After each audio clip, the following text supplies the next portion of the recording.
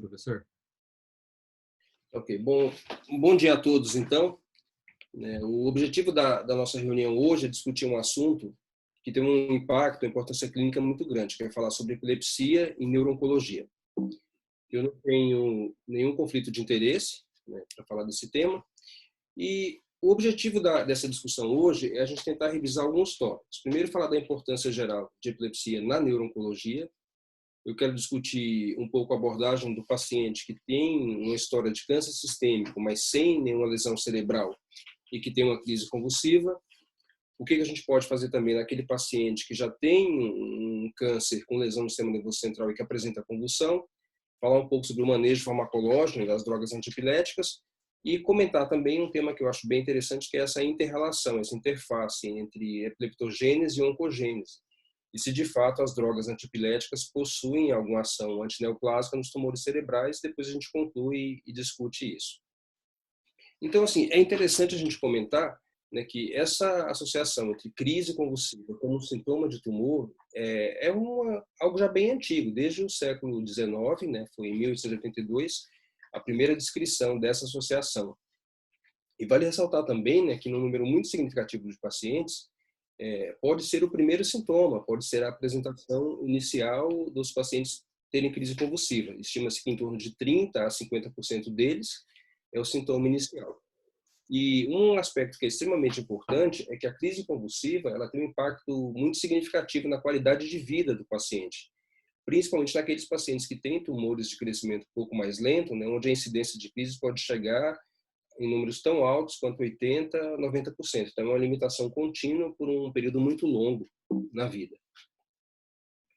E, do mesmo modo, é importante a gente comentar que assim, a epilepsia ela pode ser relacionada tanto a um efeito direto do próprio tumor, mesmo o tumor primário, mesmo o tumor metastático, como também ser provocada por efeitos adversos do tratamento, cirurgia, radioterapia, terapias sistêmicas, e o que a gente também não pode esquecer é de outros fatores externos, por exemplo, um quadro de infecção decorrente da imunossupressão do tratamento, eventualmente algum distúrbio metabólico secundário a um câncer sistêmico, por exemplo, lesões que vão cursar com hiponatremia, com hipocalcemia, tudo isso. Eu vou utilizar aqui na apresentação o conceito mais formal do que é uma convulsão, então uma manifestação transitória de sinais e sintomas causados por uma sincronização neuronal ou então uma atividade elétrica cerebral excessivamente anormal. Utilizar esse conceito da Liga Internacional de Epilepsia. Lembrar só, isso rapidamente, que em 2017 as crises foram reclassificadas e de acordo com o início elas podem ser focais, podem ser generalizadas ou indeterminada desconhecida, aquela que você não consegue precisar se esse início foi focal ou já generalizado. A gente também pode pensar, no outra forma de classificar, como crises provocadas, mais no sentido de um dano funcional, de um dano transitório. Então, por exemplo, crises em decorrência de toxinas ou de medicações, por exemplo, abstinência ao álcool, abstinência a benzodiazepínicos, mesmo infecção, mesmo alterações metabólicas, sempre ressaltando essas mais comuns, hiponatremia, hipoglicemia, como também elas podem ser não provocadas, aí associadas com a lesão estrutural, por exemplo, infarto, hemorragia, tumor, ou até mesmo aqueles casos daquelas síndromes genéticas em que o paciente tem uma predisposição maior para ter crise convulsiva. Então, com base nisso, a primeira situação clínica aqui, você tem um paciente que tem uma história de neoplasia, de câncer, mas sem nenhuma lesão cerebral. Então, e o paciente se apresenta com uma crise convulsiva. Tem que pensar em algumas situações. Essa crise pode ser uma crise decorrente de um quadro infeccioso, eventualmente o paciente está imunossuprimido, faz uma neuroinfecção, por exemplo, criptococose, que é bem comum, situações graves. É um quadro metabólico, pode ser um efeito do tratamento, a gente sabe que algumas medicações, algumas terapias sistêmicas têm uma neurotoxicidade significativa, ou ainda mais, naquele caso de câncer sistêmico, também pensar em um quadro de paraneoplasma. Isso eu estou colocando na situação que o paciente você já descartou que ele tenha uma lesão estrutural do sistema nervoso central. E aí, dos distúrbios metabólicos mais comumente envolvidos, a gente pode ter situações de hipocalcemia, hiponatremia, hiperglicemia, hipoglicemia, infecção, como eu já falei. E quando eu falo em toxicidade, isso é um aspecto sempre importante de lembrar. Muitas vezes as drogas comumente utilizadas no tratamento do câncer sistêmico e outras formas também, por exemplo, imunoterapia, terapia com carcel, todas elas vêm associadas com risco de crise convulsiva. Eu separei aqui nessa tabela alguns agentes comumente utilizados e seu risco. Por exemplo, o busulfan, que é um agente alquilante, utilizado principalmente para um pré-condicionamento pré-transplante de medula óssea, tem um risco de crise convulsiva. L-asparaginase, esse aqui é muito comum, um antimetabólico, utilizado principalmente em leucemias agudas, tanto linfóides quanto mieloides. E vale lembrar que a L-asparaginase, quando a gente fala de neurotoxicidade, a gente sempre pensa em trombose venosa cerebral. Então, é sempre um risco extremamente alto o paciente fazer uma trombose venosa cerebral e ter como manifestação uma crise convulsiva. Do mesmo modo, sais de platina, como a cisplatina, também associados com crise convulsiva. Na verdade, todos os sais de platina, né? Tanto a cisplatina, a carboplatina, a oxaliplatina, mas mais comumente a cisplatina. O 5-fluoracil, que é um antimetabólico, utilizado amplamente para tratar vários tipos de câncer, principalmente do trato digestivo e, eventualmente, alguns protocolos de mama, também tem uma neurotoxicidade, manifesta por crise convulsiva, assim como a ifosfamida, o etoposide. Eu deixei aqui embaixo o metotrexate, principalmente na sua utilização intratecal. Vale ressaltar que essa utilização ela é cada vez menos frequente, né? Os protocolos atuais, por exemplo, para linfoma primário seminervoso central, utilizam dose endovenosa bem mais alta e praticamente não utiliza mais a quimioterapia intratecal. O outro que vale a pena mencionar pela neurotoxicidade bem significativa é a terapia com Casticel. A neurotoxicidade em decorrência daquela síndrome de liberação maciça de citocinas é o principal padrão de toxicidade manifesto por crise convulsiva. Então, só para lembrar que um paciente com câncer sistêmico ele pode ter crise convulsiva por vários motivos que não só eventualmente uma infiltração metastática. Então, sempre descartar alteração metabólica, infecciosa ou pensar nos agentes que ele eventualmente tenha ou esteja utilizando. Agora, pegando outra situação, que é a nossa situação do dia a dia do ambulatório, do paciente que tem um tumor cerebral e que apresenta crise convulsiva. A gente observa o quê? Tem um padrão de frequência muito maior naqueles tumores como os de NETs, né, o tumor neuroepitelial desebrioblástico, nos gangliomas, em oposição aos gliomas de menor grau, que tem uma frequência alta, porém muito menor do que um de NET, do que um ganglioma. O que a gente observa? A crise convulsiva ela é muito mais frequente nos tumores primários do que nos tumores metastáticos. Ela é muito mais comum naquelas lesões intraaxiais do que nas extraaxiais. E a fisiopatologia ela é variável de acordo com o tipo, com o grau de lesão. Aqui, só do outro lado que a gente observa, basicamente, o padrão de frequência de epilepsia. Olha que nas séries com DINETs, praticamente 100% dos pacientes têm crise convulsiva. Vale ressaltar que, inclusive, esse diagnóstico de DINET, assim como ganglioma, é muito comum naquelas séries neurocirúrgicas que acompanham pacientes com epilepsia refratária. Esses pacientes vão fazer investigação por imagem, tem um DINET, tem eventualmente um ganglioma. Se compararmos os outros gliomas, por exemplo, os gliomas que a gente ainda vai chamar de gliomas de crescimento mais lento, de baixo grau, ou melhor, os difusos, tem uma frequência alta de crise também, quase 80%, em oposição àqueles gliomas de alto grau, como o glioblastoma, que a gente observa um padrão de frequência de 29% até em torno de 50%, 55%. Então, a gente percebe o quê? Que é variável de acordo com o tipo de tumor também. Então, assim, de modo geral, quando se pensa em epilepsia e tumor cerebral, eu tenho que considerar algumas coisas. A gente já percebeu que o padrão de crise é variável de acordo com a histologia. Então, aquelas lesões que são lesões relacionadas com o desenvolvimento, com subdimigração neuronal, como os de NETs, uma frequência muito maior.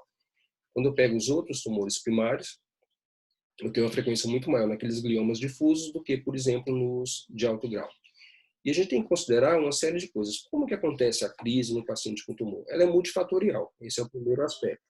Então, o próprio efeito direto do tumor, o efeito de massa, a compressão local ali, isso gera alterações circulatórias que vão resultar, em última análise, em hipóxia, em acidose, em mudanças metabólicas, mudanças no padrão de receptores, de aminoácidos, e tudo isso vai favorecer a crise. É como se a gente tivesse um desbalanço local entre a neurotransmissão inibitória e a neurotransmissão excitatória. A neurotransmissão excitatória, via glutamato, principalmente, acaba predominando, ao passo que a neurotransmissão inibitória, via GABA, ela acaba sendo diminuída. Do mesmo modo, a gente tem alterações iônicas bem significativas, com repercussão naqueles canais iônicos voltagem independentes. Do mesmo modo, alterações imunológicas, alterações inflamatórias locais. Ou seja, a fisiopatologia ela é extremamente complexa, ela não é totalmente compreendida ainda, mas o que a gente percebe é isso, essas pequenas variações. Vale a pena comentar que a própria localização da lesão também vai ter uma relação direta com a maior ou menor frequência de crise. Então, por exemplo, lesões localizadas nos hemisférios cerebrais, especialmente aquelas que têm uma localização cortical ou que eventualmente se apresentem com hemorragia ou edema, a gente percebe uma maior frequência de crises. Vale a pena lembrar que, embora o envolvimento cortical tenha, né, um predomínio de crise, particularmente no córtex motor, aquelas lesões mais profundas, elas também podem ocasionar crise, basicamente em decorrência do seu efeito expansivo, do efeito dela de edema. Vale lembrar, vou comentar novamente depois, que além da própria lesão, o próprio tratamento tem interferência na crise também, né, isso vai mudar a frequência. E quando a gente considera os locais mais, digamos assim, epileptogênicos, algumas áreas são particularmente de risco. Algumas áreas frontais, região temporal, sempre uma maior frequência de crise. Desse lado aqui da figura, aparecem basicamente áreas com maior frequência de crise e com padrões específicos de crise. Por exemplo, quando se tem um comprometimento do giro frontal inferior e médio, é muito mais comum que o paciente tenha crises parciais, crises focais parciais.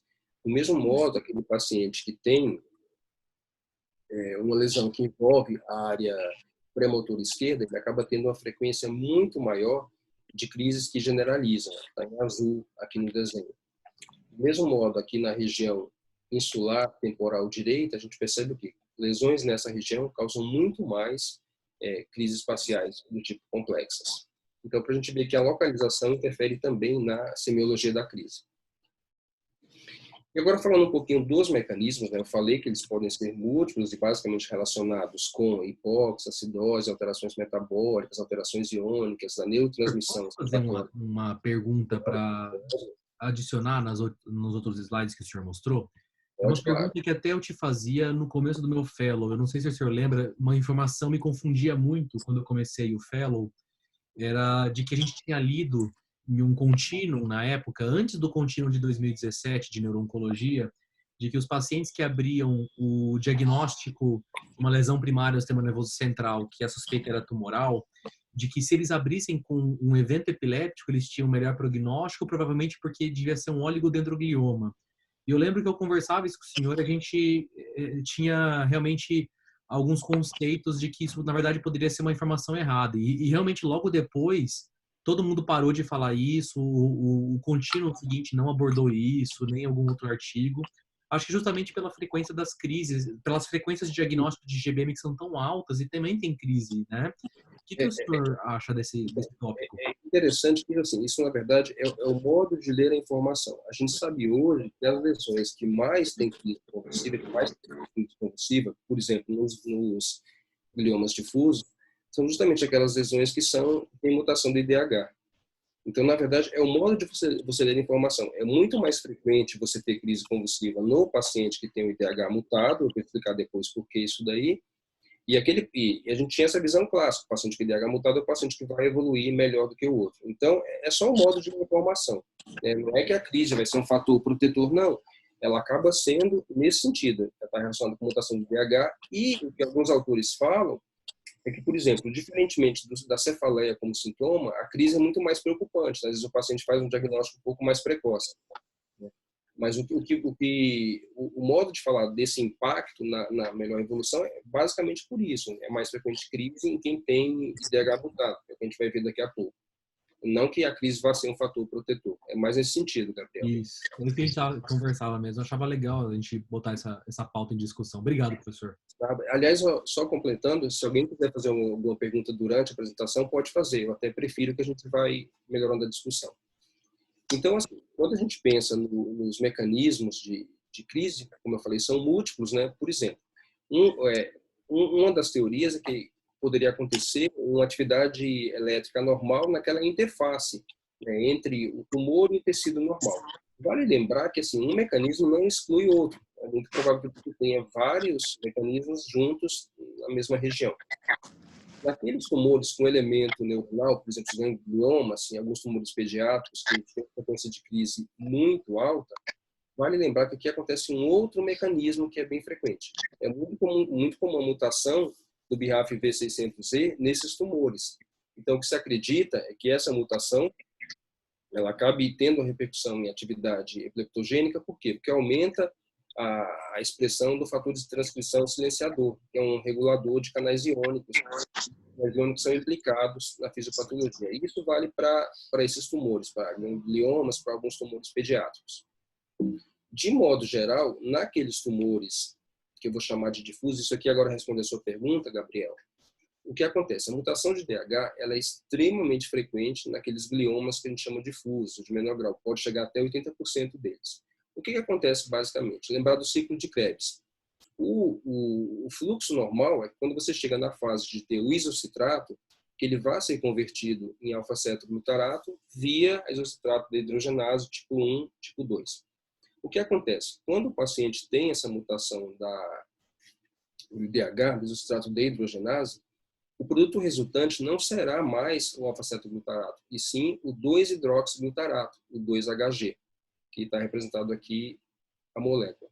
O que acontece? O 2-hidroxiglutarato, o 2-HG, ele é estruturalmente muito semelhante ao glutamato, que é o principal neurotransmissor excitatório. Então, o que acontece? Uma vez que você tem a mutação do DH, com um acúmulo, com a produção maior de 2-hidroxiglutarato, ele vai acabar, entre aspas, enganando o receptor, então o receptor do glutamato. E por isso o paciente vai ter uma frequência muito maior de crise convulsiva.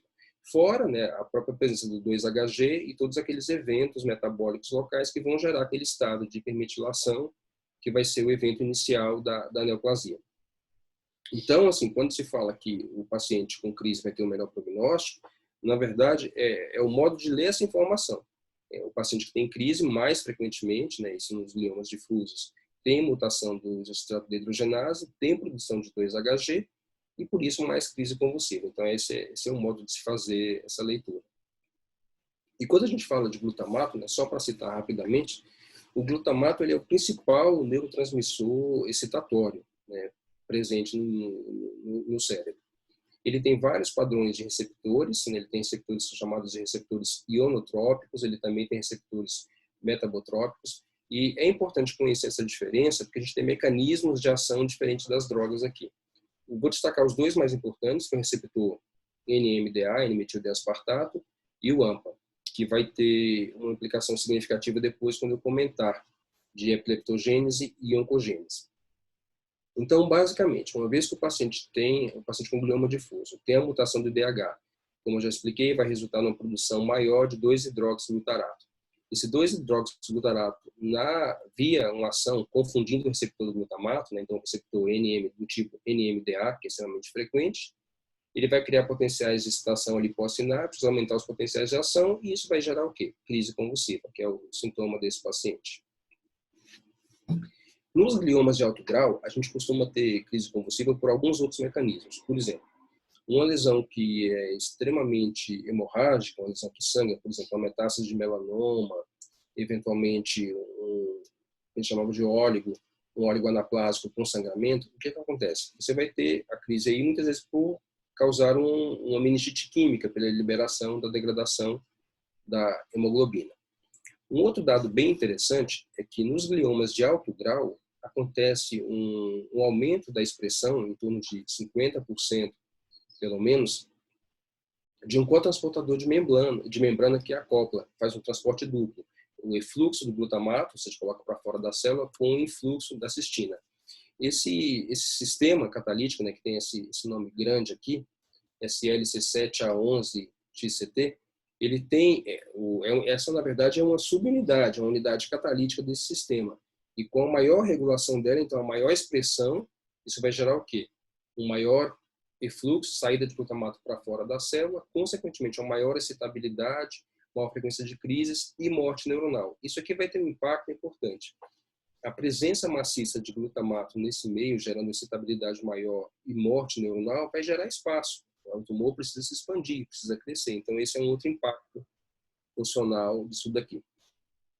E é interessante comentar que é uma frequência muito alta. Mais de 50% dos tumores de alto grau têm essa expressão aumentada. Então, o que a gente percebeu até agora é que, assim, a frequência de crises é variável, a fisiopatologia é complexa, envolve basicamente um desbalanço entre neurotransmissão excitatória e inibitória. E considerando a situação que é uma situação grave, que tem impacto, a primeira pergunta que muita gente faz é assim: tem algum benefício o uso profilático de droga antipilética? Ou seja, aquele paciente que tem um diagnóstico de um tumor cerebral, seja ele primário, seja ele metastático, e que não teve crise convulsiva em nenhum momento. Existe algum benefício em se tratar profilaticamente esse paciente? Essa questão é uma questão bem complexa que já vem se tentando responder já há bastante tempo. Eu quero comentar primeiro aqui essa meta-análise publicada pela Academia Americana de Neurologia no ano de 2000, em que se revisou, né, a pergunta era basicamente essa: se haveria benefício com o uso profilático de drogas antipiléticas em pacientes com tumores cerebrais, tanto metastáticos quanto primários. E foi realizada uma revisão sistemática da literatura, pegando todos os trabalhos desde o final dos anos 60 até o ano de 1999, era em torno de 1.664 trabalhos, e desses 4 trabalhos forneceram evidência nível 1, não recomendando a utilização de medicação antipilética de modo profilático, ou seja, aquele paciente que não teve crise que receberia. O primeiro comentário é assim: esse estudo aqui ele considera basicamente drogas antigas, até pelo período de cobertura, né, dos anos 60 até o final dos anos 90.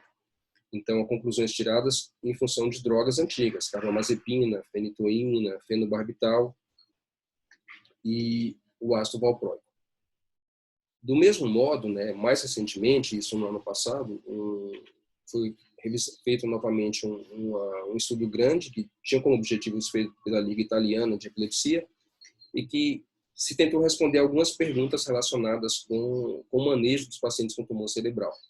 Foi uma revisão extremamente bem feita, né? Inicialmente pegaram quase 8.000 trabalhos, 7.827 trabalhos, vários foram excluídos ou por não ter uma relevância significativa ou por serem só pequenas revisões, relatos de caso, de modo que chegou-se no final de 142 trabalhos e a partir disso daqui algumas perguntas foram sendo respondidas.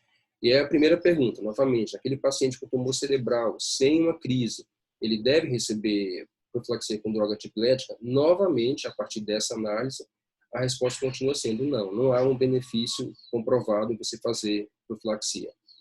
Do mesmo modo, naqueles pacientes com doença cerebral metastática, haveria algum benefício em se utilizar droga antipilética de modo profilático? Não, a resposta também é a mesma. Não há um benefício comprovado. Isso foi verificado novamente em outras séries recentes de trabalhos, aqui numa série francesa grande, que também observaram que não haveria esse benefício. E do mesmo modo, no ano passado, nas recomendações da ASCO, do mesmo modo, não se recomenda a utilização profilática de droga antipilética. Aqui cabe só um comentário. A gente fala e vai raciocinar logicamente baseado no que a literatura diz, mas há algumas situações em que a gente tem que observar de um modo um pouco mais cuidadoso. Por exemplo, um paciente com uma lesão metastática potencialmente sangrante, como melanoma, a presença de múltiplas lesões ou de comprometimento parenquimatoso e meninge associado, isso pode gerar uma situação de risco maior para a crise. Então, é um caso que você eventualmente pode ter uma conduta um pouco mais particularizada. Como recomendação geral, o que se fala, o que se faz? Não há benefício, de fato, no uso profilático de droga antipilética, além da primeira semana pós-penectomia. Ou seja, o paciente vai internar para fazer uma penectomia, para fazer retirada da lesão. Nessa primeira semana, então em torno de 7 até 14 dias, ainda é feita a utilização profilática de droga antipilética com a retirada posterior, porque a partir dali não há nenhum benefício comprovado. Nessa situação que eu particularizei, um paciente, por exemplo, com uma doença metastática, com maior risco de crise por sangramento, por exemplo, melanoma, e com acometimento mais difuso, você pode ter uma conduta um pouco mais particularizada, um pouco mais direcionada. E já falando agora das drogas especificamente, eu vou comentar um pouco sobre cada uma delas, né? Primeiro, o brivaracetam, que é uma droga da mesma família do levetiracetam, tem um potencial de ação extremamente baixo, ele é bem tolerado, tem uma titulação fácil, é disponível para uso endovenoso, mas, do mesmo modo que o levetiracetam, ainda tem uma limitação pelo custo, é um custo alto, né, uma maior frequência de vertigens associadas e os efeitos psíquicos. Isso a gente observa bastante com o levetiracetam. O levetiracetam é uma das drogas de escolha hoje para o uso terapêutico, ou seja, tratamento do paciente que tem tumor cerebral e tem crise convulsiva. Por que se dá essa preferência ao levetiracetam? Ele praticamente não tem nenhum risco de interação com outras medicações. Ele é metabolizado por um sistema de autodegradação, né, as esterases de Hoffmann, então ele se autodegrada no plasma, consequentemente não vai ter alteração significativa com outras drogas, né, o metabolismo é um metabolismo à parte, neutro. Ele é bem tolerado, a titulação é relativamente fácil, tem um baixo risco de rush cutâneo. A grande limitação do levetiracetam são os efeitos na esfera psíquica. Então, se estima que em torno de 5%, mais ou menos, dos pacientes fazem alterações psíquicas / psiquiátricas graves, com transtorno do humor sério, agressividade, hetero e autoagressividade. Então, a gente, de modo geral, prefere não utilizar naqueles pacientes que têm já história conhecida de comorbidade psiquiátrica. Fora isso daí, é uma droga relativamente bem tolerada. Falando um pouco agora da carbamazepina, que é uma droga clássica, já conhecida de todo mundo. Ela tem um potencial de interação alta, ela é indutora do CYP, aquele sistema como P450. Por outro lado, ela tem um custo extremamente baixo, é uma droga já antiga, tem uma ação também estabilizadora do humor, e a sua principal desvantagem é o risco de hiponatremia, que pode ser severa e sintomática nos pacientes. Do mesmo modo, ainda como efeitos adversos rush cutâneo, supressão medular, hepatotoxicidade e um risco de síndrome de Stevens-Johnson, principalmente quando associada com a radioterapia de encéfalo. O clobazam é um benzodiazepínico de uma ação intermediária, ele tem um baixo potencial de interação, é muito utilizado como medicação associada para controle de crises, né? Ele tem, em relação a outros benzodiazepínicos, ele tem uma sedação menor, tem um menor risco de taquifilaxia, porém, alguns pacientes se queixam de sedação, é a principal desvantagem dele. Falando novamente de drogas antigas, drogas clássicas, a fenitoína. A fenitoína, o maior problema dela é o potencial de interação medicamentosa. Ela é um alto indutor do CYP. Se nós considerarmos todas as isoenzimas desses sistemas, o estocolmo P450 na espécie humana tem 26 isoenzimas descritas, a fenitoína ela é o indutor enzimático mais potente conhecido de uma isoenzima, a CYP3A4A. O que isso significa na prática? Que toda vez que se utiliza a fenitoína, é obrigatório a monitorização dos níveis séricos de outras medicações, porque ela provavelmente vai interferir. Então, por exemplo, quando se faz fenitoína com quimioterápico, ela provavelmente vai causar um metabolismo mais acelerado, mais rápido do quimioterápico, resultando em menor nível sérico e, eventualmente, numa menor eficácia. Fora isso daí, né, ela é uma droga que tem um custo barato, ela é disponível a apresentação endovenosa, então, por exemplo, numa situação de status, acaba sendo uma droga fácil de utilizar, mas tem várias desvantagens, né, para uso crônico. Maior risco de rush, hiperplasia gengival, alterações do metabolismo da glicose, ela tem uma farmacocinética não linear, então fica um pouco mais imprevisível. Do mesmo modo que a carbamazepina, ela pode ter um risco aumentado de síndrome de Stevens-Johnson, principalmente durante a radioterapia, isso é estimado em torno de uns 2%, assim como a hepatotoxicidade, aplasia medular, osteoporose, reações lupus-like. A gente observa que é um padrão mais ou menos parecido, um pouquinho menor só, com o fenobarbital, também é um indutor do CYP, tem uma tolerabilidade que é bem significativa, tem um baixo risco de rush. O que acontece? Existe sempre aquele questionamento se o fenobarbital poderia causar um dano cognitivo a longo prazo. A gente até hoje não conseguiu estabelecer, até porque do ponto de vista ético seria complicado fazer esse estudo, então não é uma coisa que tenha bem comprovado. O maior benefício do fenobarbital é a apresentação e dose única, diária, então isso facilita e um custo extremamente baixo. Com relação a outras drogas, gabapentina, ela não tem um potencial de interação, é uma droga que é bem tolerada, tem uma titulação fácil. O problema da gabapentina é sempre o quê? Ela tem uma eficácia menor para tratamento de crise, fora o risco de edema periférico e de um maior ganho ponderal. Outra droga, a oscarbazepina, ela é um moderado indutor da CYP, comparado, por exemplo, com a droga inicial, a carbamazepina. A vantagem, ela tem uma formulação fácil de usar, você pode utilizar, por exemplo, apresentações retard, que facilitam para o paciente. A maior desvantagem sempre a hiponatremia e o risco de rush cutâneo. Falando um pouco agora das drogas mais recentes, a lacosamida, por exemplo, tem um baixo potencial de interação, é uma droga que tem uma tolerabilidade maior, uma titulação fácil. O maior problema aqui também acaba sendo, eventualmente, edema ponderal, edema periférico, e só tem um pouco mais de cuidado com a lacosamida pelo risco de arritmia cardíaca. Então, a titulação nunca deve ultrapassar, no começo, principalmente, não chegar na dose-alvo em menos de uma semana.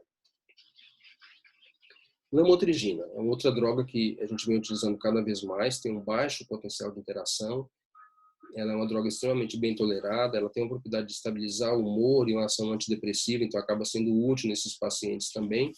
A maior limitação, a maior dificuldade é uma titulação lenta, então a gente normalmente começa com 25 miligramas por semana, vai aumentando progressivamente até chegar numa dose-alvo que varia de 200 a 300 miligramas por dia. E o problema é naquele paciente com crises muito frequentes, com crises não controladas, essa titulação muito lenta acaba dificultando um pouco o seu uso. Tirando essa situação, é uma droga extremamente fácil de utilizar. Como efeitos colaterais mais importantes, que são as suas desvantagens, ela pode piorar quadros de insônia, eventualmente causar artrite, sudorese noturna, um maior risco de rush e de síndrome de hipersensibilidade com linfohistiocytose. Mas, de modo geral, é uma droga bem tolerável. Falar um pouco do perampanel, que é uma droga mais nova, tem um potencial de interação muito baixo. A vantagem que pode ser feito também como dose única por dia, e ele tem um mecanismo de ação diferente das demais drogas. Ele bloqueia a ativação do glutamato no receptor AMPA, uma daquelas 3 subunidades de receptor que eu comentei nos slides iniciais. A maior desvantagem é o custo extremamente alto, ganho ponderal, e também a descrição de alteração de quadros psíquicos com hostilidade ou mudança de comportamento. Vem sendo descrito, embora muito raramente, quadros de ideação suicida em pacientes utilizando o perampanel. A pregabalina, só para comentar também, assim como a própria gabapentina, é uma droga bem tolerada, ela vai acabar tratando também dor neuropática, acaba sendo útil nisso, tem um baixo risco de rush, mas também com efeitos adversos, ganho ponderal, edema e uma eficácia menor para tratar esse tipo de crise. Falando um pouco de outras drogas, continuando, topiramato e ácido valproico. Topiramato tem um potencial de interação que é moderado. Ele acaba ajudando também no controle daqueles quadros de migrânia, tem uma posologia cômoda. As suas maiores desvantagens são os quadros de anorexia, acidose metabólica, eventualmente alteração de linguagem com padrões de oscilação e parestesias. Como efeitos adversos descritos, maior frequência de nefrolitíase e glaucoma. O ácido valproico, que é uma outra droga bem utilizada e bem estudada, ele tem um potencial de interação alto. Aqui, por um mecanismo contrário. Diferentemente da carbamazepina, da fenitoína e do fenobarbital, que são drogas que estimulam a atividade do sistema estocolmo P450, o ácido valproico é um inibidor desse sistema. Então, o que isso vai significar na prática? Como é um inibidor do CYP, o metabolismo de outras drogas fica diminuído. Então, você pode ter um nível sérico aumentado e, consequentemente, aumentar o risco de toxicidade. Por outro lado, é uma droga que tem um baixo risco de rush, também tem uma ação estabilizadora do humor, também controla a migrânia. Os efeitos colaterais mais importantes, as desvantagens, ganho ponderal, náuseas, alopecia, que os pacientes reclamam bastante, e tremor. Outro efeito adverso bem conhecido, a trombocitopenia, e mais do que só a trombocitopenia, é a alteração na própria função plaquetária. Isso dificulta, por exemplo, a utilização caso o paciente vá fazer um procedimento neurocirúrgico. Então, não é uma droga muito utilizada por conta disso. Do mesmo modo, o risco de hepatotoxicidade e de pancreatite. E aqui vale lembrar, muitas vezes a hepatotoxicidade não é nem só diretamente pelo próprio ácido valproico, mas como o paciente às vezes faz uso de várias medicações e o ácido valproico é um inibidor, então pode ficar no nível sérico mais alto e aí fazer uma hepatotoxicidade maior. Outro efeito importante também é uma droga bem mielotóxica, então tem que ficar atento para isso. Então, assim, agora que a gente já deu uma visão geral de todas essas drogas aí, como que a gente pode fazer uma avaliação melhor? Existe uma droga ideal? Existe uma droga que seja superior à outra? A resposta inicial, não. Assim, O que a gente tem que fazer é tentar escolher uma droga que vai se adequar melhor ao perfil daquele paciente. Logicamente, é muito melhor você utilizar uma droga não indutora do que uma droga indutora. Isso vai facilitar, isso vai minimizar o risco de interação medicamentosa. Agora, não existe ainda nenhum estudo formal afirmando que uma droga é superior ou é melhor do que a outra.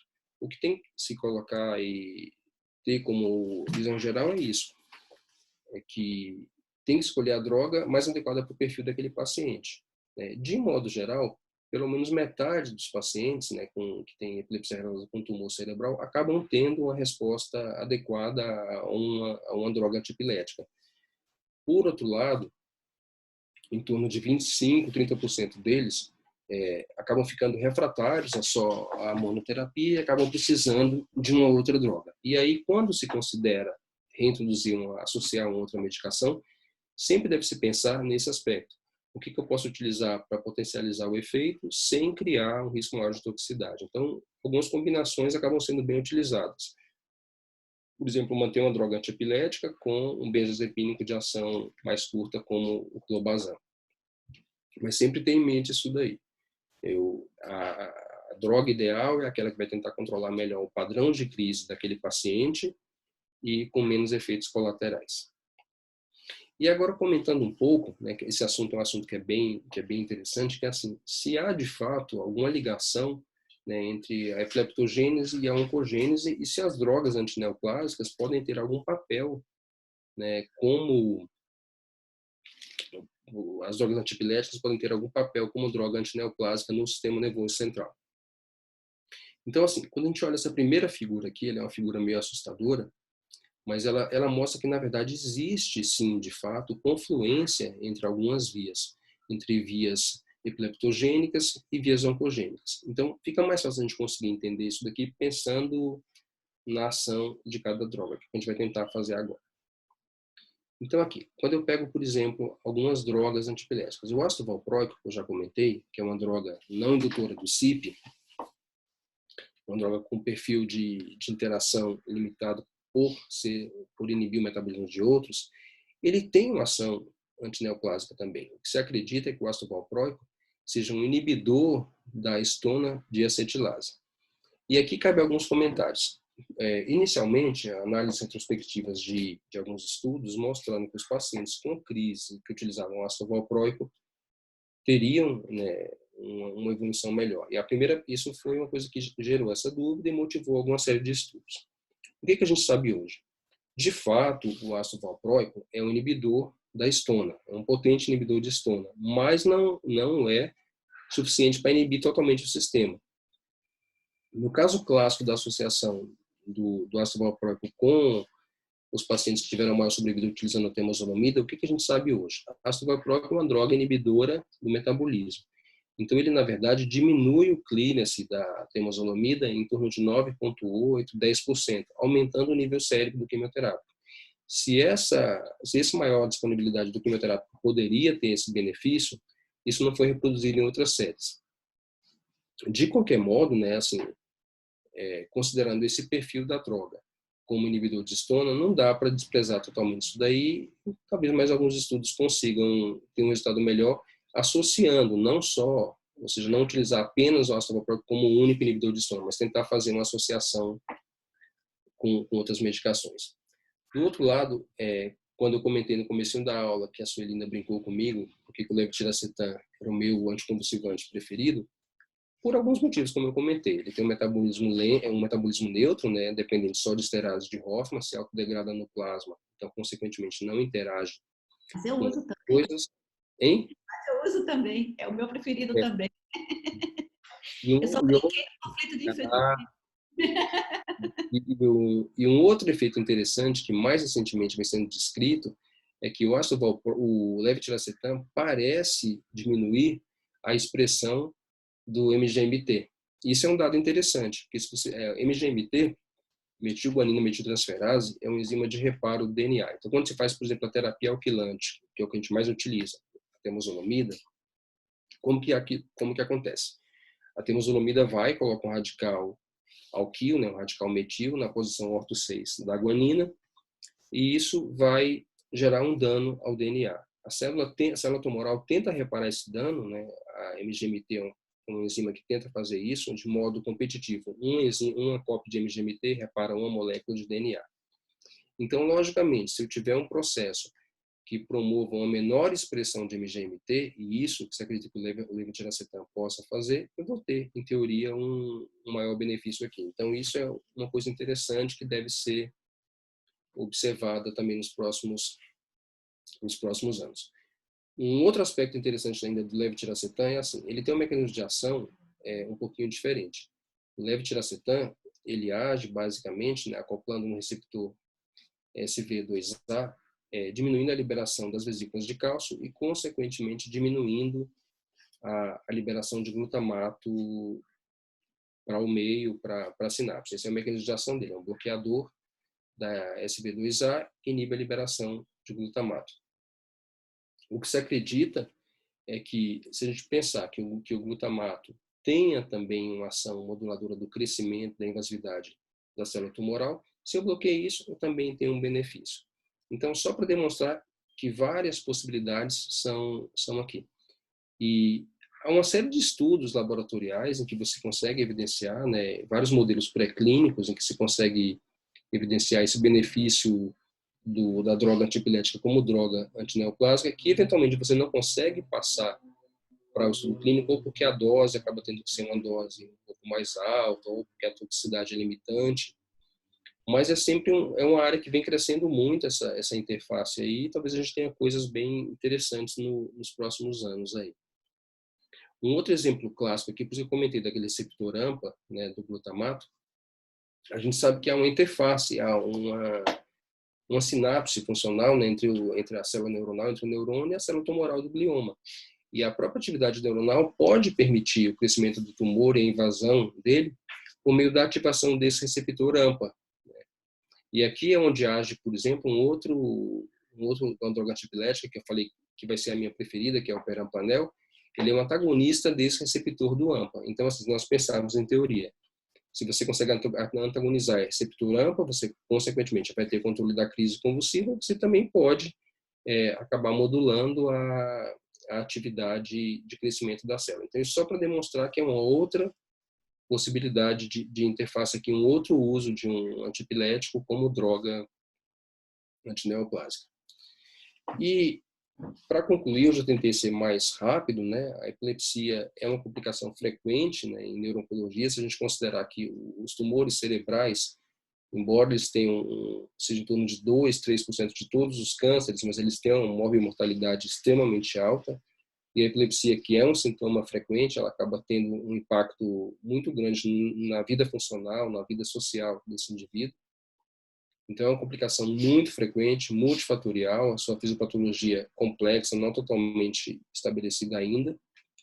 Quando se for escolher a droga antipilética, considerar sempre o tipo de crise, se é crise de início focal, se é uma crise mais generalizada, quais são os possíveis efeitos adversos, quais são as interações, se esse paciente vai fazer quimioterapia, eu vou tentar utilizar uma droga que não tem essa interação. Lembrar que o uso profilático de droga antipilética, pelo menos até o momento, não tem nenhum benefício evidente, né, além da primeira semana pós-canectomia. Então, o paciente fez a canectomia, uma semana depois já pode tirar o antipilético e só vai utilizar em casos de crise. E, mais recentemente, eu comentei que a epileptogênese e a oncogênese são interligadas e que essas drogas possuem uma ação antineoplásica, isso é evidente em modelos pré-clínicos e experimentais, e que isso deve ser extrapolado no futuro para séries maiores e talvez demonstrar esse benefício de um modo evidente. Hoje eu tentei ser mais rápido para dar mais tempo da discussão para a gente e eu agradeço aos senhores pela atenção. Parabéns, muito bom. Eu só queria complementar uma coisa, que na realidade o glioblastoma, quando ele está fazendo a glicólise anaeróbica, ele precisa do glutamato para entrar como via alternativa no ciclo de Krebs. Por isso que o glutamato é importante para o glioblastoma. Na realidade, ele é uma das fontes, né, do alfa-cetoglutarato. Então, ele entra no ciclo de Krebs e faz uma via alternativa. E também o papel do ácido valproico na diminuição da adesividade plaquetária. A plaqueta tem um papel importante no crescimento, né? Você até citou que ele era antiplaquetário e isso é bom para uma atividade antitumoral do ácido valproico. Ele é um fraco inibidor da estona deacetilase, mas ele também tem outras funções que também ajudariam no tratamento do tumor. Apesar de que, assim, comprovadamente não se tem comprovação, né? Tem trabalhos que falam a favor, mas controverso, né? antitumoral dele, sim. Muito bom, Adriano. Parabéns.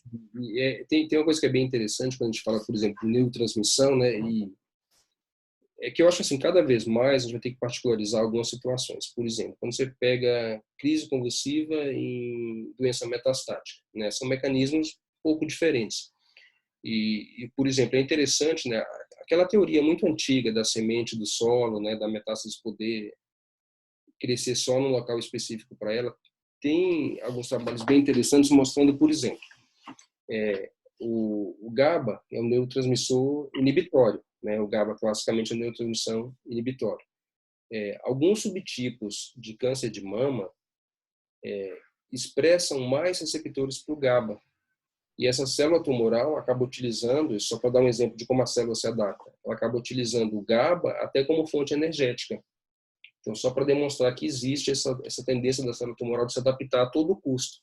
Né? E que um neurotransmissor, que é um neurotransmissor excitatório, inibitório, que teria um papel benéfico para controlar a crise, por exemplo, ele pode, numa certa situação, como esse exemplo que eu dei aqui, ser utilizado por aquela célula tumoral para o seu metabolismo. Então, eu acho que a gente cada vez mais vai ter que chegar em situações particularizadas, né? Cada doença, um mecanismo exato. Professor, eu acho também, parabéns pela aula. Nossa, a aula foi espetacular. Acho que ninguém duvida disso.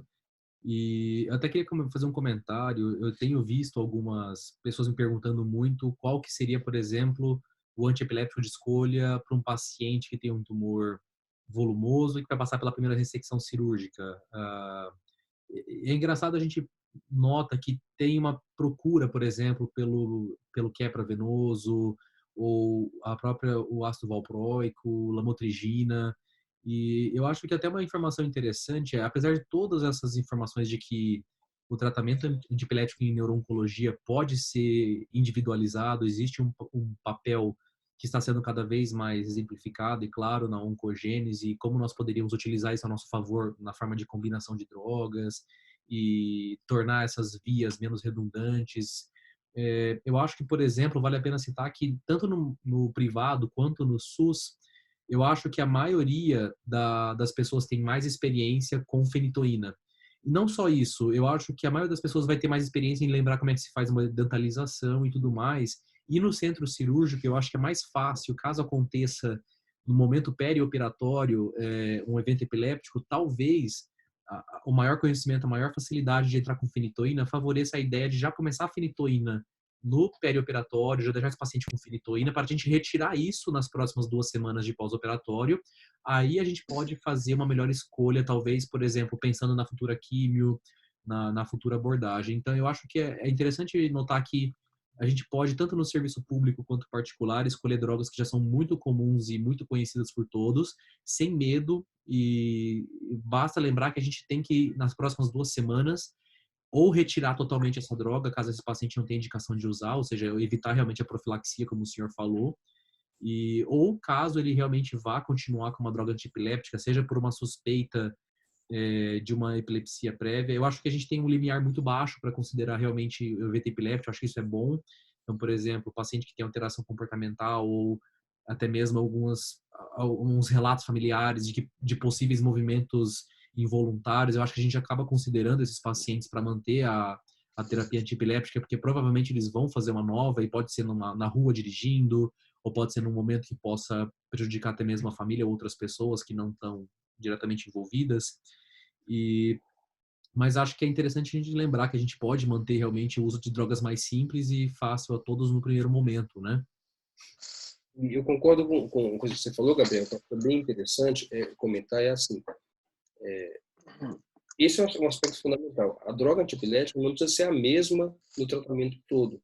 Por exemplo, se a gente comparar assim, a vantagem e desvantagem, vamos pensar em termos assim, realidade brasileira, por exemplo. pegar o ácido valproico e pegar a fenitoína. O ácido valproico, por tudo aquilo que a gente comentou, que a Sueli reforçou aí, é uma droga mais vantajosa do que a fenitoína. Agora, por exemplo, aquele paciente que teve uma crise convulsiva, que vai internar para operar. Naquele período pré-operatório e logo operatório depois, o ácido valproico não vai ser uma droga boa, por essa interação, por exemplo, na plaqueta, aumentando a chance de sangramento no ato cirúrgico. Então, nesse momento pré-operatório, não é uma droga boa, mas acaba sendo uma droga boa, por exemplo, num período pós-operatório. Só para dar esse exemplo aí. E a fenitoína é uma droga que tem uma série de vantagens. Apesar de ser uma droga com muitos efeitos colaterais, você pode dentalizar. Então, garante um nível sérico alto, rápido, protege aquele paciente de um status, por exemplo, né? E é mais Então, fácil fazer biostérico também, né? A gente pode dosar biostérico e controlar a toxicidade intra-hospitalar naquele momento. Então, eu concordo com você. Eu acho que assim, não necessariamente a droga antipilética vai ter que ser a mesma em todos os momentos da doença. A gente tem que ter essa flexibilidade aí. O que é que a gente acaba fazendo na prática? O paciente, por exemplo, chegou no pronto-socorro, na ação de status, foi dentalizado, viu que tinha lesão, foi operado, saiu usando fenitoína. No ambulatório, a gente faz a transição por outra droga que a gente tenha mais facilidade, pensando, por exemplo, num levetiracetam, algo assim, caso ele vá fazer quimioterapia. Então, eu acho que tem que ter essa flexibilidade no manejo, né? E uma pergunta, professor, eu acho que até uma pergunta que alguns até residentes de neurologia fazem para a gente lá na Paulista. A gente sabe que o levetiracetam pode ter essa reação de alteração comportamental, principalmente na heteroagressividade e autoagressividade. Claro que não é muito comum, mas a gente acaba vendo por usar mais, talvez, do que outras áreas na Paulista, pela questão mesmo de beneficiar a questão de quem usa químio e tudo mais. Os pacientes de gliomas de baixo grau, que já têm maior chance de ter evento epiléptico, eles também, pela IDH, a gente sabe que o IDH frequentemente gera tumores mais frequentemente no lobo frontal. Quanto o senhor acha que a gente deveria ter quanto o senhor esperaria de alteração comportamental referente ao tumor que nasceu no lobo frontal e quanto será que a gente consegue atribuir ao levetiracetam? Será que só a relação temporal já ajuda? Ou talvez a alteração comportamental seja até mesmo um sinal precoce de progressão tumoral em alguns pacientes, caso eles peguem uma área mais fronto-basal do que uma área mais próxima, por exemplo, a área motora suplementar ou a área motora primária? O que o senhor acha? Então, tem algumas coisas bem interessantes aí, porque assim, quando a gente fala desse comprometimento frontal, né, e isso a gente tem observado na prática, né, aqueles pacientes com lesão frontal, lesões difusas de crescimento mais lento, geralmente o quadro resultante de frontalização é naquele polo mais apático, é o paciente com mais limitação, que fica mais apráxico, que fica mais limitado mesmo, né? Então, é esse polo de frontalização com sintomas mais negativos. Geralmente, os sintomas mais negativos. Ao passo que o paciente que faz a toxicidade psiquiátrica pelo levetiracetam é um quadro com mais agitação, com mais agitação psicomotora, mais confusão mental, mais hetero e autoagressividade. Então, assim, além da relação temporal, lógico, vinha com um padrão, começou a medicação, teve essa mudança, além dessa relação temporal nítida, uma coisa que ajuda muito a pensar é isso. Geralmente, a frontalização decorrente do tumor é aquela frontalização mais no polo da apatia mesmo, né? A limitação. Acho que é uma coisa que a gente pode pensar, Gabriel. E, professor, uma dúvida. Se nós tivéssemos mais facilmente disponível levetiracetam venoso que fenitoína, o senhor ia preferir no perioperatório usar levetiracetam do que fenitoína, pensando na inibição de liberação de neurotransmissor? Ou manteria ainda a ideia da fenitoína? O que o senhor acha? Talvez seja uma coisa que agora com a chegada do breviracetam, isso já foi falado até pra gente que vai ter venoso e oral. Será que vai ter uma evolução nessa questão? Talvez primeiro nos hospitais particulares, claro, mas será que vão dar preferência agora ao breviracetam venoso no perioperatório do que a fenitoína? Eu acho que não. O que o senhor acha? Eu acho que assim, vai ter a limitação financeira, lógico, mas eu acho que é uma tendência que vai acontecer. Até porque, Gabriel, tem um outro detalhe. Embora a fenitoína seja uma droga fácil de usar tudo isso, a gente não pode esquecer que, por exemplo, a utilização endovenosa de fenitoína não é o procedimento mais tranquilo do mundo. Uhum. Tem um risco de cardiotoxicidade, de fazer arritmias graves, inclusive evoluindo para degeneração e assistolia. Então, assim, se você tem eventualmente um serviço que você consegue ter uma droga melhor, com menos risco cardiovascular, eu acho que seria uma ideia interessante. Sim. Assim, fenitoína tem uma vantagem, você consegue nível sérico rápido pela apresentação endovenosa neutralizando, porém, tem isso, é uma droga com risco cardiovascular muito alto, né? Aqueles casos, a gente até viu alguns pacientes que fizeram BAVT, que tiveram que ficar com marca-passo Uhum. transvenoso temporário até a gente conseguir hidratar e retirar aquele marca-passo, né? Pode prolongar a internação. Isso quando não faz degeneração mesmo e acaba fazendo Sim. assistolia, né? Sim. Então, não é tranquilo. Por isso Tomar que eu acho que pode ser uma escolha, né? Sim, acho que é interessante isso. Não sei se no SUS vai ser uma realidade tão precoce, mas talvez se preparar para conhecer realmente o uso do Breviracetam venoso. Eu acho que é um futuro muito precoce, tanto que como agora os neurologistas têm usado um pouquinho mais a lacosamida, né, o Vimpat, como monodroga em epilepsia, parece que realmente é uma boa droga. Nós temos alguns pacientes que realmente ficaram bem. Eu tenho vários pacientes com Vimpat que antes estavam com quepra, troquei por causa de heteroagressividade. Não foi uma grande melhora na alteração comportamental, me pergunto se não tem uma participação neoplásica associada, mas melhorou um pouquinho. E ficaram bem controlados. E os que não controlaram totalmente, tive boas respostas com o clobazam noturno. Não tive que aumentar, botar uma segunda droga, nem nada disso. Eu acho que o clobazam é um excelente aliado na neuro-oncologia e é super fácil de instituir. Mas eu acho que faz sentido a gente pensar que talvez ano que vem já seja interessante a gente ter um bom conhecimento do Breviracetam. Sim. Uma outra coisa que eu acho que é importante comentar também, né, pessoas de várias áreas assistindo a nossa discussão, é importante ressaltar que o levetiracetam agora está incorporado no SUS, né? Então tem a limitação foi incorporado, então isso já facilita um pouco mais a utilização, né? Tá, joia. Bom, professor, então eu acho que eu vou... Tem mais uma pergunta aqui. Peraí. Falar. Então, doutor Adriano, na realidade, a minha pergunta é num slide, acho que são 3 slides antes do fim, né? É a interação que o levetiracetam faz com a inibição do MGMT. A minha pergunta é, por que isso é positivo no controle do tumor e por que isso é positivo para o levetiracetam? Porque, ao meu ver, se essa interação é negativa, eu não entendi muito bem isso. O que acontece é assim, então vamos lá. MGMT, né, quanto mais expresso for o MGMT, Isso. eu vou ter maior correção do dano que eu induzo no DNA e uma menor resposta ao tratamento, ok? Isso. Lembrando que cada molécula de MGMT só repara uma molécula de DNA. Então, quanto mais MGMT circulante, digamos assim, e viável ali, menor a minha resposta. O levetiracetam, uma das coisas que ele promove é uma menor expressão do MGMT. Então, ele faz com que tenha menos MGMT funcionante ali. Se eu tenho menos MGMT funcionante, eu tenho uma chance maior de resposta, né? Ok, perfeito. Pode confundir, porque quando a gente fala MGMT positivo, na realidade, Isso. não do MGMT, não é que tenha mais MGMT, entendeu? Tem mais alteração, tem menos correção. Isso. Do quimioterápico, do alquilante, e aí ele tem melhor prognóstico. Exato. Sim. Positivo, não, é que tem mais alteração do MGMT. Exato. Doutor Adriano, muito obrigado pela aula. A aula foi excelente, né? Ajudou bastante, né, a fixar e a sedimentar algumas coisas que já estavam na cabeça, acho que, de todo mundo. Muito obrigado mesmo, foi uma aula excelente. Obrigado, Thiago. Posso fazer até um posicionamento, não sei, um pensamento meu que tem me preocupado ultimamente com questão ao valproato. Eu acho que tem voltado à tona a discussão em neuro-oncologia sobre os inibidores de histona deacetilase.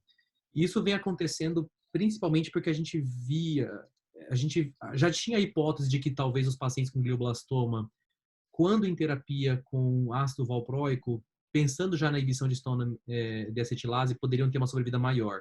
Que entra aí várias perguntas atrás disso, como o doutor Adrialdo falou, que talvez pela alteração de metabolismo a gente tivesse uma maior distribuição e aumento de nível sérico de temozolomida. Agora, com os gliomas difusos de linha média e o conhecimento de que nós temos uma mutação de histona como principal causador desses gliomas difusos de linha média, que seria o H3K27M. Não só o H3, tem o H3.3, H3.1, tem outras formas de você alterar essa estona e gerar fatores oncogênicos protumorais para gliomas difusos de linha média. Eu acho que esse assunto tem voltado à tona. Valproato, ele é um inibidor muito fraco da estona deacetilase. A gente tem algumas outras medicações em estudo, como por exemplo o panabinostat. Eu fiquei sabendo recentemente que alguns trials com panabinostat isolado não tiveram bons resultados inicialmente, acho que ainda não foram publicados, mas a gente tem visto uma certa movimentação científica pela combinação de panabinostat, por exemplo, que é um inibidor forte e um pan-inibidor de estona deacetilase, com, por exemplo, inibidor de proteasoma. Isso ainda é um início, tá fazendo aquela parte de medicina translacional, ainda vai começar os trials em humanos com um pouquinho mais de força, mas eu tenho visto uma certa movimentação científica, principalmente a nível brasileiro, que eu acho que pela nossa facilidade de acesso ao valproato, tem sido meio comum colocar na terapia em conjunto desses pacientes, não pensando em evento epiléptico, mas como se fosse um efeito antitumoral, até mesmo nos gliomas difusos de linha média, o valproato. Isso me preocupa um pouco, porque eu acho que o conhecimento da utilização do ácido valproico ele é mais comum no meio da neurologia, então eu tenho um pouco de preocupação de como isso vai ser aceito, por exemplo, pelos oncologistas clínicos, que são os profissionais que mais atuam em neuro-oncologia no país. Nós temos poucos neurologistas fazendo neuro-oncologia efetivamente, e eu sinceramente acho que tem muito mais evidência contra a combinação de valproato, pelo todos os efeitos colaterais. A gente tem muito mais informação sólida disso do que uma informação benéfica da associação de valproato, como, por exemplo, gliomas difusos de linha média. Eu, sinceramente, sou absolutamente contra essa combinação. Eu acho que esses pacientes têm que ser incentivados a entrar em clinical trials. Mas eu acho que é interessante botar esse assunto em pauta, que eu queria até a opinião de todos vocês, porque eu tenho visto uma movimentação maior e uma discussão mais comum da estona deacetilase, coisa que antes a gente só discutia se era IgBM, IgMT metilado ou não metilado, que foi provado que não tinha benefício, mas aquela dúvida permaneceu. E agora, com essa história da evolução molecular e do conhecimento das estonas, eu acho que isso está voltando com mais força e merece, talvez, um pouco mais de discussão entre nós. Eu concordo com você, Gabriel. Eu acho assim, existem inibidores de estona deacetilase muito melhores, isso é evidente. Eu particularmente acho essa combinação, inibidor de estona com inibidor de proteasoma, eu acho bem viável, assim, em termos de mecanismo de ação. E uma coisa que é importante é assim, quando você fala do ácido valproico, não é o melhor inibidor de estona do mundo. E eu acho que a toxicidade medular dele, por exemplo, eu sempre penso o seguinte, tem que se considerar, esse paciente não recebe uma droga única. Então vamos pegar um cenário, por exemplo, um glioblastoma, que a gente já sabe que pela própria doença existe alteração medular, que a gente tinha comentado naquela primeira reunião, induzida pelo próprio tumor, para tentar represar, digamos assim, os linfócitos funcionantes muito mais dentro da medula. Então, eu já tenho um pool de linfócito que pode sair e atuar aí diminuído. Aí, se eu coloco, por exemplo, uma droga que tem uma ação mielotóxica significativa, como o ácido valproico, eu só diminuo essa resposta. Então, eu acho que, por exemplo, esse é um dos efeitos que essa mielotoxicidade, que, ao meu ver, limita a utilização. Se colocar numa balança o peso, é muita mielotoxicidade para pouco efeito como inibidor de estona, ainda mais que a gente tem outros inibidores melhores. Então, né? E a gente não pode ser ingênuo, né, professor? São vias que são muito mais complexas do que um simples inibidor fraco de estona deacetilase, vai ter algum desfecho em sobrevida. O glioblastoma é tão mais complexo que isso, que chega a ser... Se a gente não pensar... É muito ingênuo pensar que a colocação dessa droga vai mudar alguma coisa agora. Eu acho que a gente tem que pensar em outras estratégias, se debruçar mais, por exemplo, nas ressonâncias e o comportamento, a área de radiação. Eu acho que tem tantos outros caminhos a seguirem do que ficar combinando multidrogas. E eu acho, por isso que eu achei interessante a gente colocar isso em pauta, porque o valproato pode ser que seja uma escolha mais frequente agora, por causa dessa história da estona. E eu me preocupo com essa informação. É que não faz, assim, eu acho que não faz muito sentido defender essa escolha, né?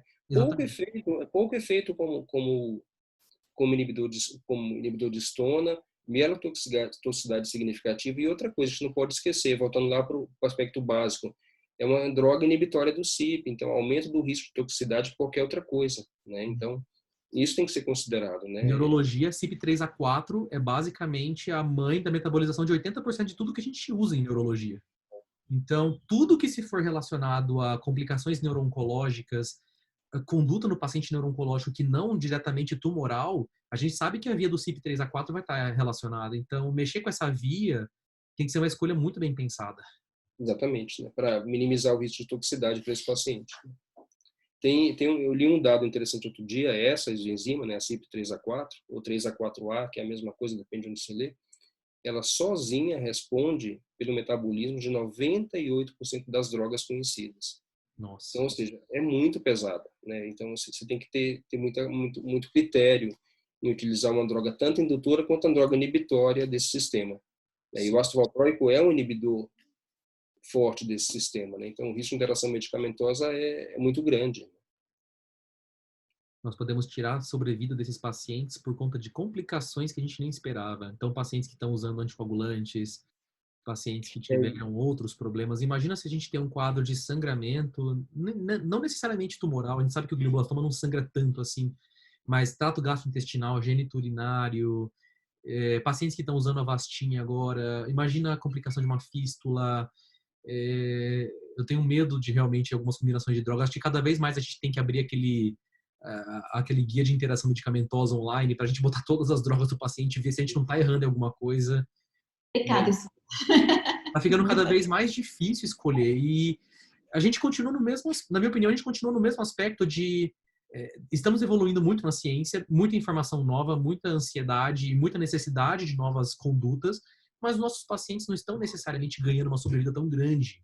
E tirando, obviamente, nos Estados Unidos, que eles têm o TTF, o Optune, nós temos que ser muito mais pé no chão e calmos, talvez, na conduta neurooncológica, para não sair prescrevendo tudo que sai em revista. Tem muito artigo novo toda semana. Eu acho que isso gera muita ansiedade. E uma coisa que é interessante, assim, especificamente, coisa que eu achei boa a ideia de discutir esse tópico de epilepsia, que assim, quando você faz, por exemplo, avaliação de qualidade de vida nesses pacientes, né, então vamos esquecer um pouco sobre vida global, vamos pensar em qualidade de vida. Os efeitos adversos das medicações, principalmente drogas antiepiléticas, eles têm um impacto muito maior na queda da qualidade de vida do paciente do que a própria crise convulsiva. Sim. Tem uns dados bem interessantes demonstrando isso, que às vezes o que incomoda mais o paciente não é nem tanto ele ter um escape, ter uma crise ou outra, mas ter, por exemplo, aquela toxicidade permanente, ter aquela tontura que é refratária, ter aquele desequilíbrio, né? Então, isso é interessante, né, a gente comentar. E isso que você falou, eu achei bem significativo. Pensar no que a gente pode fazer com o que temos disponível aqui para melhorar a qualidade de vida dessas pessoas. E a escolha correta de um antiepilético passa por isso daí, né? Por isso que eu acho que a participação por isso que eu acho que a nossa participação como neurologista na neurooncologia é tão importante. Eu acho que todo neurologista começa um pouco atrasado em neurooncologia por ter pouco conhecimento de quimioterapia, vias moleculares tumorais. Eu acho que tanto a Natália e a Lígia, que são nossas fellows esse ano, sabem muito bem da dificuldade que é estudar isso. Mas... Eu acho que vias moleculares tumorais a gente sabe bater mais que eles, viu? Eu acho que eu até concordo. Agora, as vias moleculares, porque a gente tá focado só numa área da uma área só. Mas ainda assim, eu acho que, por exemplo, as metástases cerebrais são um dos tópicos mais difíceis de neurooncologia e a gente tropeça muito por não ter tanta experiência com as drogas que acabam sendo usadas sistemicamente fora do sistema nervoso central. Mas eu acho que é muito nítido, pelo menos. Eu sou um neurooncologista jovem e eu vejo o quanto nós entregamos de oportunidades de segunda, terceira e quarta linha para pacientes que são mais próximos e que a gente consegue manusear o sintoma que não é tumoral. Então, o paciente que ganha performance através de um bom controle de crise, reabilitação, andar, ir no banheiro de uma forma mais fácil, coisas pequenas que para o paciente fazem toda a diferença, tornam esse paciente, eles sobem na curva do Karnofsky, eles ganham, eles perdem ECOG, eles sobem Karnofsky, eles conseguem se manter em linhas alternativas. Então, eu acho que a gente até aumenta a chance desses pacientes. Então, se a gente tiver um pouco mais de conhecimento de complicação neurooncológica, eu acho que com o arsenal terapêutico limitado que nós temos, nós vamos mais longe do que se nós tentássemos terapias alternativas sem ter focado nisso. Mas uma coisa também, Gabriel, que as interações não só se dão na via sistêmica, as interações se dão no metabolismo intracraniano, no cérebro. Então, a gente tem uma noção boa de como funciona o cérebro.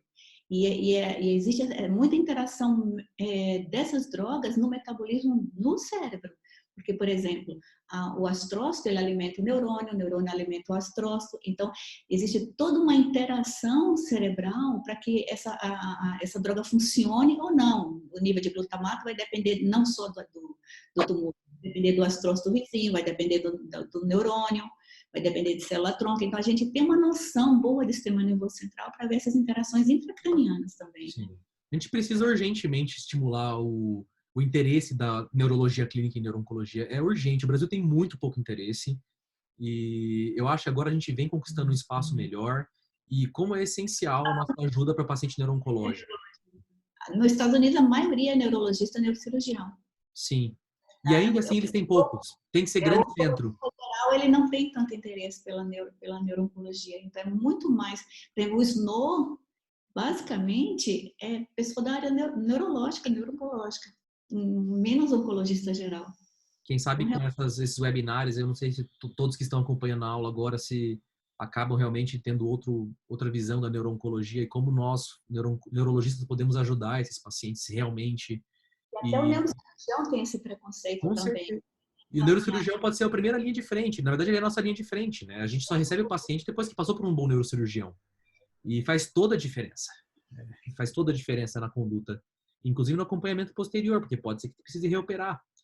Então, neuro-oncologia não dá mais para ser ignorada como uma ampla área da neurologia e da neurocirurgia. Acho que isso não dá mais. O neurocirurgião tem preconceito contra encaminhar para o neuro-oncologista. Uhum. Não é? Existe esse preconceito que ele tem que dar. O conhecimento do sistema nervoso central que o neuro-oncologista tem é maior, até porque a área dele de estudo é menor, ele tem capacidade de se aprofundar mais nessa área. Né? Sim, então, sim. Esse preconceito do neurocirurgião. Mas eu acho que também entra o nosso papel, né, em divulgar isso, tornar mais conhecido e mais claro para as pessoas. Eu acho que a chance de crescimento é que a gente é privilegiado, né? A gente faz parte de um grupo que tem um padrão de relação das várias especialidades que é muito bom. Mas eu acho que a ideia é tentar passar isso para os outros, né? Eu acho que o futuro é esse. Professor, você gostaria de dar um encerramento na aula, então, para parar a gravação? Ok, então eu agradeço a todos pela presença. Acho que as discussões têm sido cada vez melhores e mais produtivas. E na próxima semana continuaremos com mais um outro tema e vamos dando seguimento aí. E obrigado pela atenção a todos. Bom dia. Adrialdo,